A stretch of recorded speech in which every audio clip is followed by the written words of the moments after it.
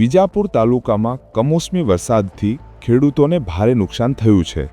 મગફળીના પાકને સૌથી વધુ ફટકો પહોંચ્યો છે, જ્યાં ખેતરમાં પડેલી મગફળી સડી ગઈ છે અને નવી ઉગવા લાગી છે, જેના કારણે 100% પાક નિષ્ફળ થયો હોવાનું જણાયું છે। આ ઉપરાંત કપાસ અને કઠોળના પાકને પણ નુકસાન થયું છે।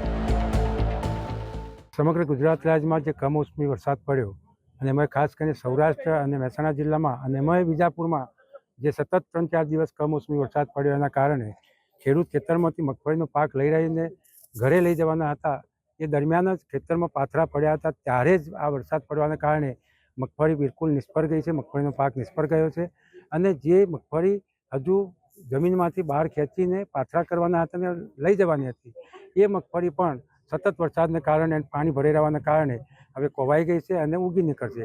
એ સાવ પાક નિષ્ફળ ગયો છે, એટલે ખેડૂતોની તારાજી થઈ છે, ખૂબ નુકસાન થયું છે। તો એના ભાગરૂપે આ વખતે સરકાર સ્પેશિયલ પેકેજ જાહેર કરીને ખેડૂતોને વળતર ચૂકવે એની માગણી અમે કરી છે।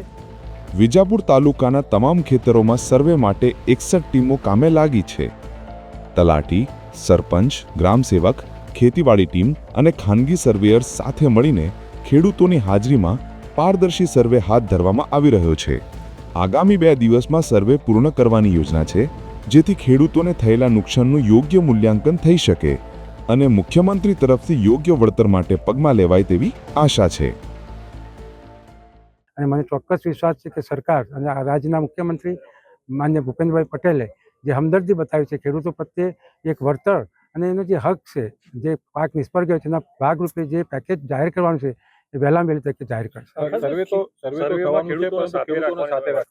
ખેડૂતોને સર્વે સાથે રાખવામાં જ આવે છે ને અત્યારે હાલ વિજાપુર તાલુકામાં 61 જેટલી ટીમો મૂકવામાં આવી છે અને હું પણ અમારા આગેવાનો સાથે ભારતીય જનતા પક્ષની સંગઠનની ટીમ સાથે ગામે ગામ ગયો હતો। 8-10 ગામમાં મેં પણ મુલાકાત લીધી હતી।